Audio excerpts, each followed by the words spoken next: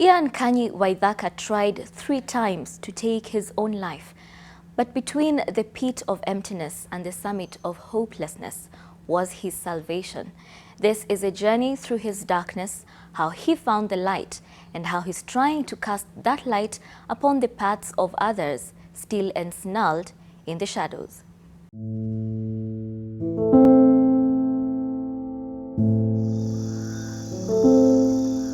It is said life is short. Darkness is never far away. A poignant phrase that we live in the flicker. Ian Kanyi Waithaka knows this all too well. He was once caught in the thick paste of depression, trapped in his own dark thoughts that started off as a trickle, then as a hemorrhage. It started out very subtle. So it started out as more or less of a daily drinking habit, and before long it became pretty much every day. It went south quickly after that. There are a couple of things that transpired during my childhood that I think left this hole that I was trying to fill with all these substances. My mom left us very early. She left for the States. My sister and I were really young. The whole idea was for her to go and find greener pastures, and would join her. Sadly, that never really worked out. So it led to a lot of frustration on my part. While she was away, my dad passed away. Then my uncle passed away after that. Then my grandfather, who was my last remaining male model, left for the States. He had some health issues that needed to be taken care of in the States. So I think I began to feel like people are always leaving. I also uncovered a memory from childhood. I was inappropriately touched by somebody who was a very close friend or relative of the family. So there's these small things that were never addressed. And I think as I grew up and as I began to discover who I was, I realized that there's stuff that I feel extremely uncomfortable about.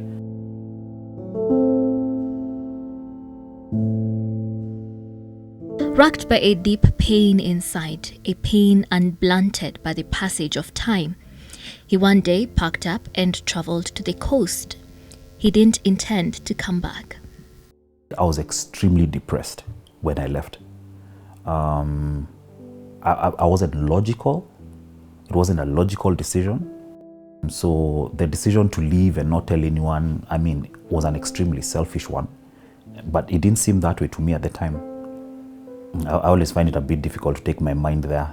I think that's probably been the most difficult thing I've experienced in my life. I wrote an extremely detailed email, and I addressed everyone. I addressed my family, and I told them I'm sorry for being so selfish. I even thought maybe how are they going to feel, but I didn't care. I was like, this is something I have to do. So, sorry guys, bye-bye. Banished to this remote-seeming outpost, death held out as a stark allure. The dark thoughts in his shuttered-down universe were ruthless in their sniping insistence. I remember thinking to myself, all these ridiculous decisions I had made had brought me to the place where I was an addict now. On realizing how far I had fallen, I realized or decided it wasn't worth it, and I decided I was going to take my life. And the psychiatrist diagnosed me as a manic depressive, so he had given me a lot of medication. I had carried the medication with me to the coast, and I decided to overdose on everything. I drank all day, and then towards the evening, I took all the tablets I had. There must have been more than 60. And I flushed them down and went and lay on my bed and waited to go wherever it is people go. So the following morning I wake up, I'd fallen sick in the night and threw up. And I remember looking at those tablets on the floor with disappointment because most of them were all intact. And I was like, okay, fine. It just means we need another plan. So I went to the back balcony. That's where they have clothing lines. I untied it and rigged it up on one of those beams. So went about the day drinking as usual. That evening, Again, got very drunk. I used one of those bedside lamp stands to get to the kamba. I put it around my neck and I jumped. I was really wasted. Again, I wake up the following morning, but this time I had a shooting pain on my back. I think when I jumped off the castool, I think I landed back on it after the rope cut. So now I was really frustrated and I was starting to feel angry even. I'm like, no, it's my life. I want to take it and no one is going to stop me from doing so. During this very lengthy stay in Mombasa, I'd made friends with a few people, including a certain beach boy who was extremely resourceful. So I called him and I asked him, I need access to a gun. A couple of hours later, he called me and told me, yeah, I got something, it's gonna cost you X amount. And I remember thinking to myself, this is the last time I'll ever be able to do something like this. I had accepted that this was going to work. As I was drinking, my phone rings. And I remember looking at it and it was my grandma. And she goes to tell me, whatever it is you're thinking about, please don't do it. Whatever problem you're going through, we can sort it out. And she said, please don't make me lose another son. So I burst out crying. And we cried on the phone for a while. And finally I opened up and just told her all the rubbish things I had done. And her, she was completely unmoved. She was like, we can sort it out. He spent the next 115 days in rehab, staving off the despair, doing battle with the usual furies. But the terrors of the far-off past were never really that far. Then on one very random day, I think we're having ugali and skuma or something. And I was like, a piece of meat would be great with this. And so I left the house to go to a shopping center not far from here. And genuinely, my intention was to go pick up some meat for dinner. And someone shouted my name. And I looked back and it's someone I hadn't seen for a long time. It's like, hey, where have you been? It's like, oh no, I've been trying to get my life back in order. It's like, that's amazing, man. Kuja nikubaye moja juu ya story. So I've tried thinking about that day repeatedly. I have no idea why I even agreed to step anywhere near a bar. Many hours later, I staggered through that door and Eva burst into tears. She's like, Yani, it's taken so much to get you clean. I can't believe you let it go that easily. So now the guilt checked in and I continued drinking. But Eva one day called my people and they were like, this guy is going to die in the house drinking. So if there's something you want to do, please come through. So my aunties came through and they told me, dude, listen, here's how it is. No one can afford you to take you to rehab every time you want to go to rehab. So you're going to go again, but we suggest you really try harder this time. Having come to terms with life's failings as well as his own, he resolved to give himself another chance. Slowly, he re-inhabited his life, coaxing himself along, and soon he found a way to live without getting bogged down in the shadows. Drawn to the glimpses of light and holding fast to the long perspective. When I held my daughter for the first time, I made a promise to her that I'd always take care of her and that I was going to do whatever it took. Say hello to everyone. Hello. Even after I left rehab the second time, I always had suicidal thoughts. They would come every once in a while.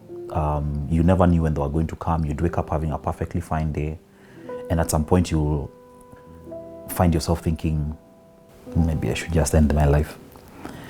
I realized that at one point I had lost all hope. And now I'm here with this amazing family of mine. It does not matter how crazy it has gotten. If you believe that there's going to be a better day and you're willing to put in the hard work it's going to take, a better day will come. When you're trying to think about tomorrow and it's too painful to think about, when you're trying to think about dealing with the consequences of things that you've done and it's too painful to think about, very quickly taking your life seems like a very easy exit. Never see somebody who's talking about it and assume they're joking about it, because it is such a dark place. I can't really verbalize what it feels like to be at the place where you feel so horrible that taking your life seems like the better alternative. For these women, the battle with their own affliction brought them together. They developed a web application that would help people suffering with depression recover. It is still work in progress, but through their online platform, members can share their feelings and get in touch with professional counselors. When I used to tell my sister, they were like, come on, you are depressed. Nenda kasome Quran. Go and pray. You're not close to God. That's why you are depressed.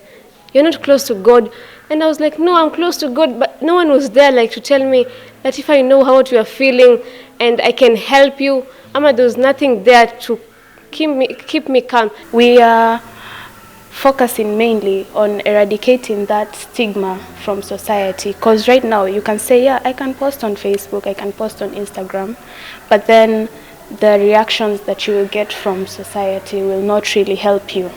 So we want to narrow it down to a place where you can feel safe. We had the opportunity to chat one-on-one with the psychologist. So through this, I've been like getting the courage to actually speak out. As much as depression may be treated as an illness, it often doesn't send out signals for others to pick up on. It does its deadly, dismantling work under the cover of normalcy. The pain is agonizing, but there is no way of proving it. No bleeding wounds to point to.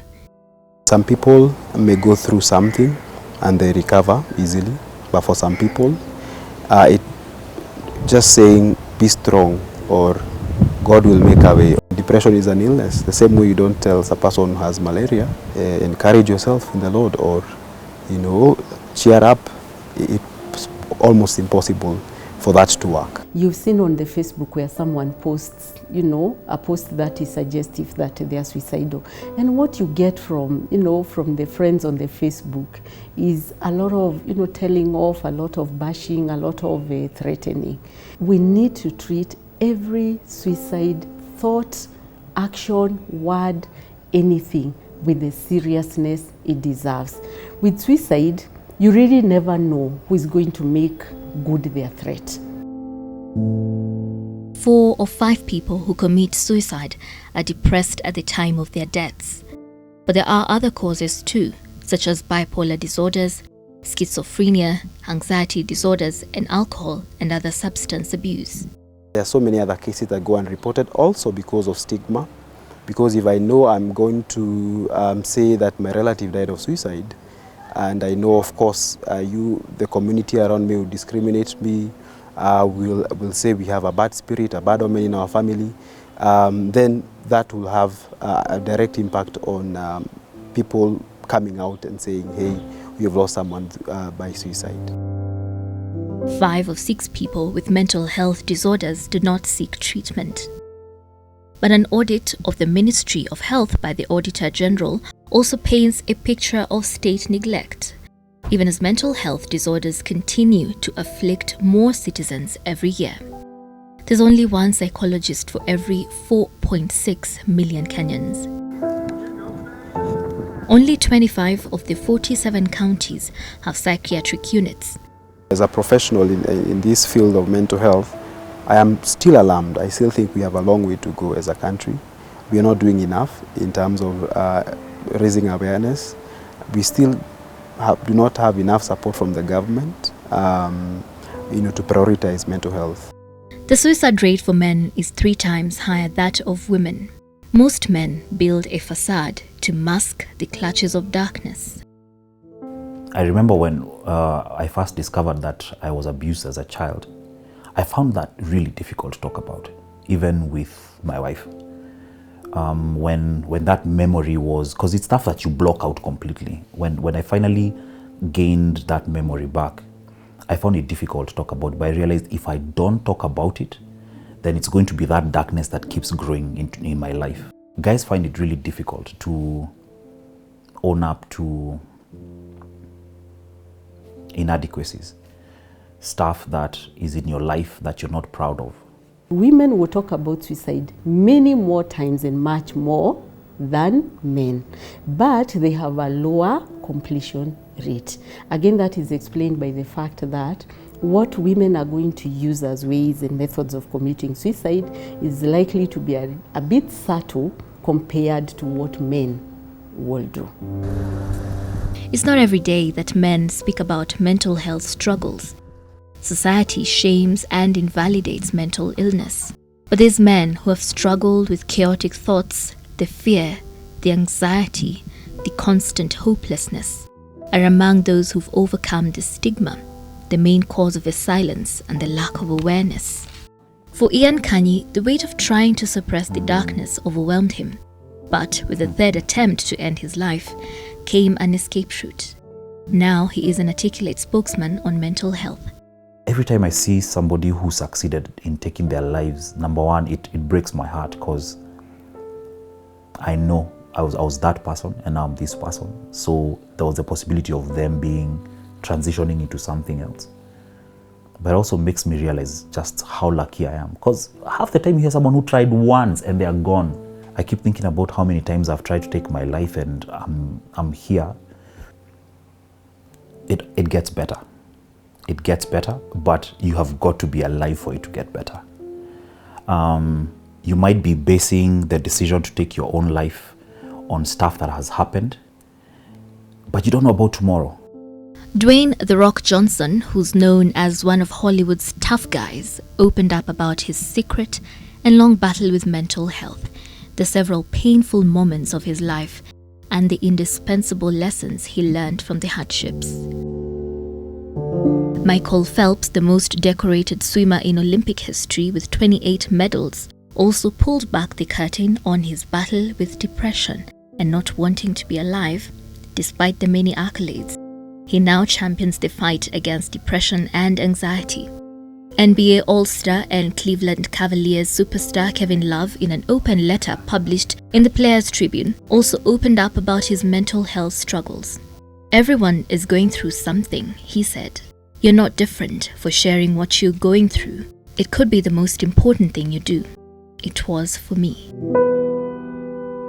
I've read it somewhere that the richest place in the world, more than any diamond mines or gold mines, is actually the graveyard, because so many people take these humongous, amazing dreams and potential to their graves. Fight for your dreams. Fight to know why you're really here.